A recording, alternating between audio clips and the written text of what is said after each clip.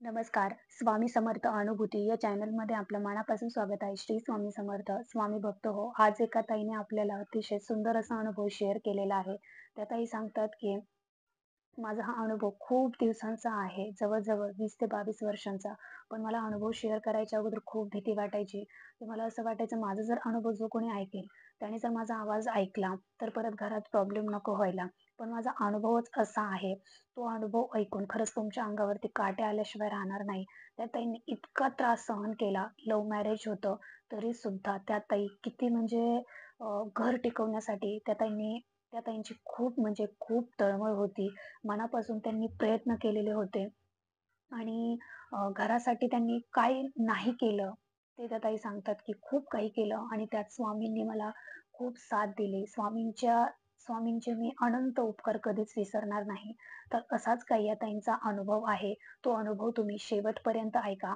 पण त्या अगोदर जर आपल्या चॅनलवर कोणी नवीन स्वामी सेवेकरी असतील, स्वामी भक्त असतील, तर त्यांनी आपल्या चॅनलला सबस्क्राईब करायला विसरू नका.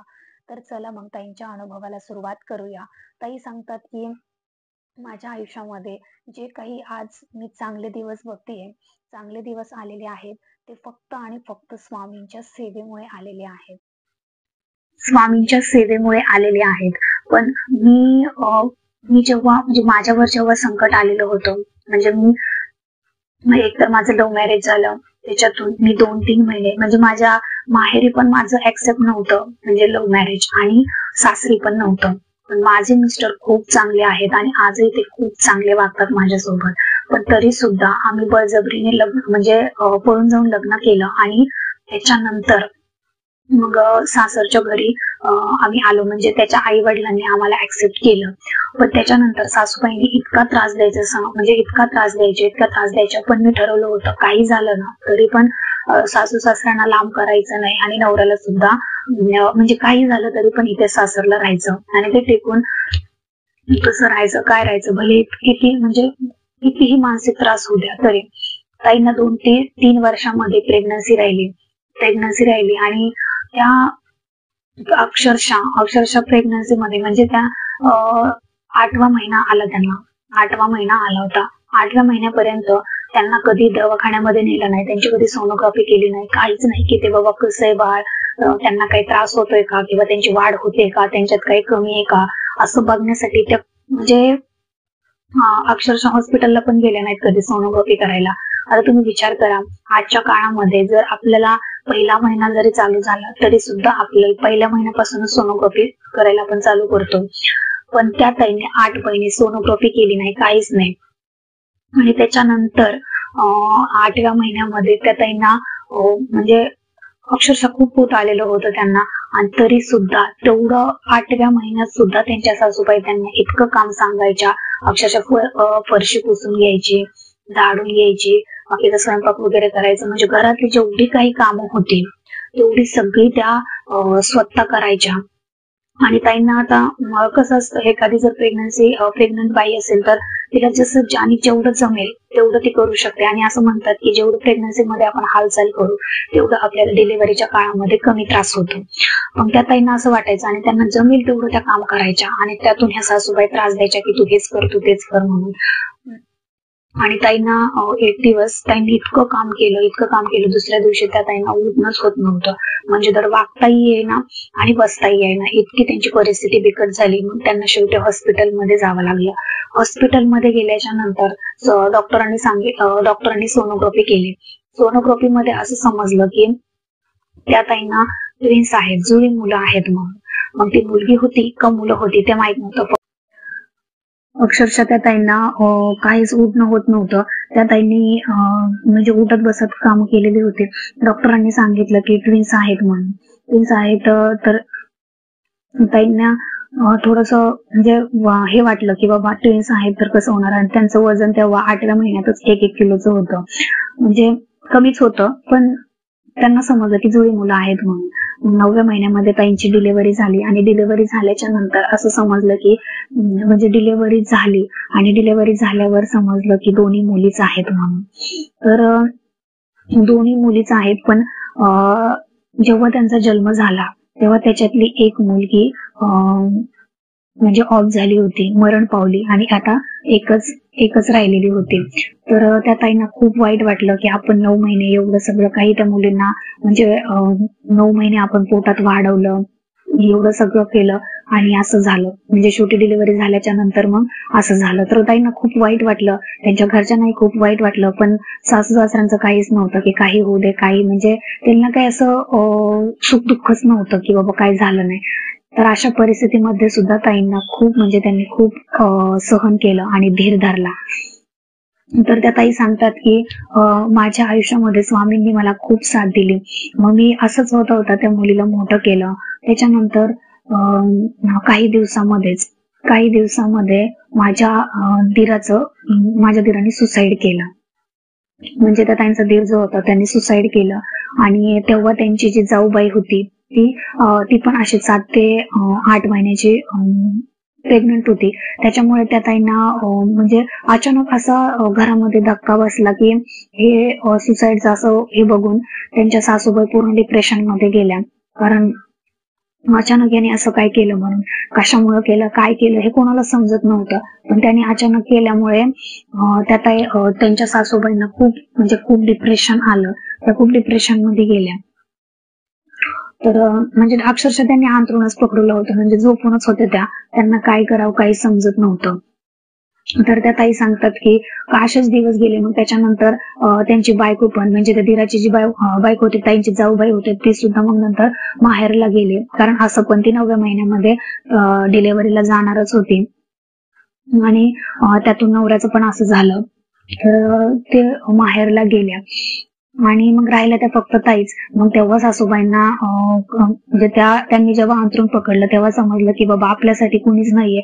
आपण जिला त्रास देत होतो तीच आज आपल्यासाठी उभा आहे आणि तीच माझ्यासाठी सगळं काही करते म्हणून.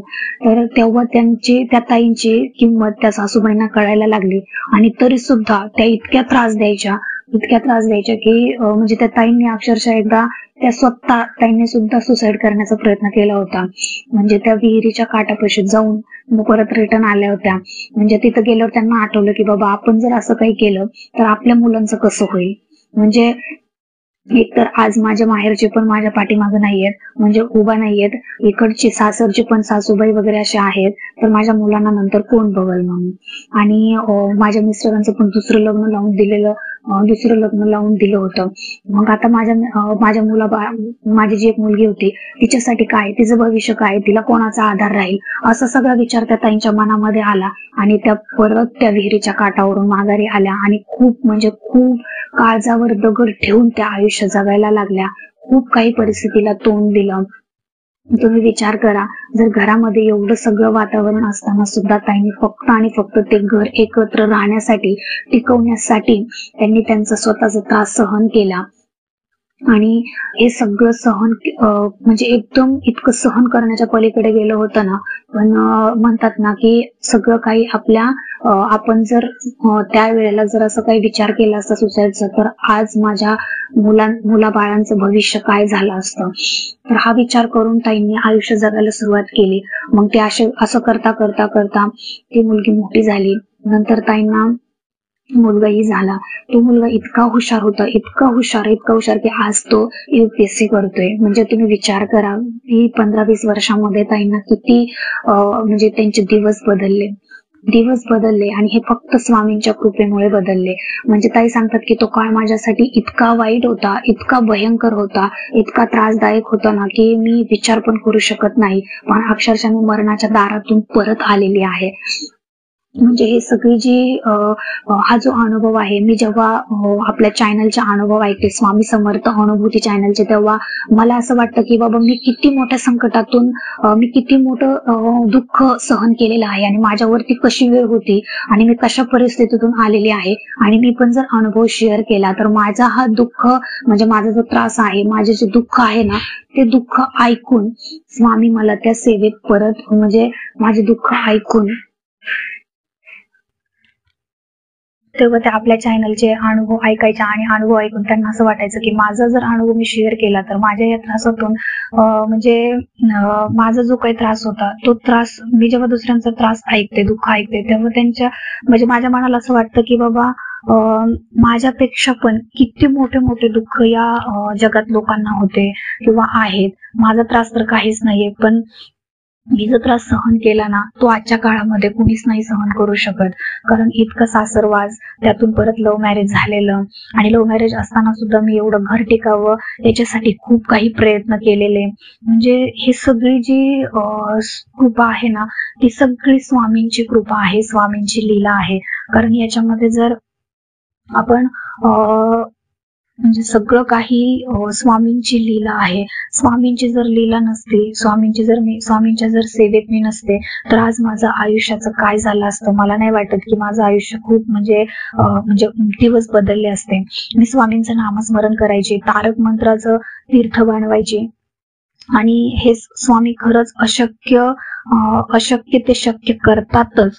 मी या अनुभवातून सगळ्या स्वामी भक्तांना, स्वामी सेवेकरांना एकच सांगू इच्छिते की तुम्ही स्वामींवरती विश्वास ठेवा, स्वामींची सेवा करा. खरंच स्वामी अशक्य गोष्टी शक्य करतातच.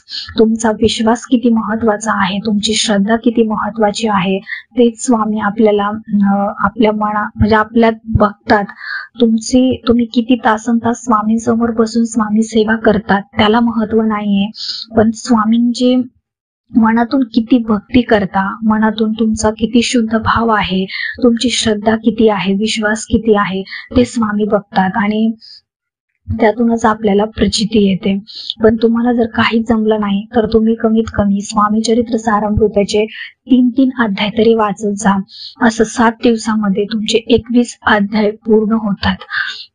आणि स्वामींचं नामस्मरण करत जा. स्वामींच्या नामस्मरणाला कुठलंच आणि काहीच बंधन नाहीयेत, काहीच नियम नाहीयेत. तुम्ही स्वामींचं नामस्मरण करू शकता. स्वामीचं नामस्मरण करताना तुम्हाला काही नाही, फक्त मनात तुम्ही श्री स्वामी समर्थ, श्री स्वामी समर्थ, श्री स्वामी समर्थ या मंत्राचा तुम्ही अखंड जप करू शकता. अखंड जप करा. बघा, तुमच्या आयुष्यामध्ये बदल झाल्याशिवाय राहणार नाही. तुम्हाला जर तारक मंत्राचं अनुष्ठान करता येत असेल तर तुम्ही तारक मंत्राचं अनुष्ठान करा. अनुष्ठान कसं करायचं ते आपल्या चॅनलवरती व्हिडिओ बनवलेला आहे, तो तुम्ही बघा. काहीच नाही, तुम्ही 11, 21, 51, 108 किती दिवसाचा संकल्प करू शकता. पण तुम्ही रोज किती वेळेस म्हणायचं तर असं 11 वेळेस म्हणू शकता, 21 वेळा म्हणू शकता. अनुष्ठान म्हणजे काय तर एकाच टायमिंगला तुम्ही रोज बसून तुम्ही जो काही संकल्प केलेला आहे की 11 दिवस 11 वेळा 21 वेळा 108 वेळा असं काही तुम्ही संकल्प केलाय तो तेवढ्या वेळेस पूर्ण करायचा. आणि जे काही तुम्ही तीर्थ बनवणार आहात ते तीर्थ तुम्ही घरातल्या सगळ्या व्यक्तींना द्यायचं. आजारी व्यक्ती असेल किंवा काही व्यसनमुक्तीची व्यक्ती असेल, काही व्यसन करत असतील ते, किंवा काही अजून घरात सगळी नकारात्मकता निघून जावी त्याच्यासाठीही तुम्ही ते तारक मंत्राचं तीर्थ सगळे घेऊ शकता. इतकं प्रभावशाली आहे ना. ह्या सेवा जर तुम्ही रोज चालू ठेवल्या तर खरंच तुमच्या आयुष्यामध्ये एका महिन्यात तुमचं आयुष्य किंवा घरात जे काही निगेटिव्हिटी आहे ते बदल तुम्हाला झालेले दिसतील. हे तितकंच खरं आहे. तुम्ही ते करून बघा तुमच्या आयुष्याचं सोनं होतंय की नाही. ह्या ताई सांगतात की जसं माझ्या आयुष्याचं सोनं केलं स्वामींनी तसंच तुमच्याही आयुष्याचं सोनं व्हावं याच्यासाठी तुम्ही स्वामींची सेवा करा आणि तुम्ही स्वतः अनुभव घ्या. खरंच स्वामी आहेत, अशक्य ही गोष्ट स्वामी शक्य करतातच. तर ह्या ताईंचा अनुभव तुम्हाला कसा वाटला मला कमेंट करून नक्की सांगा. आवडला असेल तर आपल्या चॅनलला लाईक, शेअर आणि सबस्क्राईब करायला विसरू नका. तर भेटूया अशाच एका नवीन अनुभवासोबत. तोपर्यंत सर्वांना श्री स्वामी समर्थ. धन्यवाद.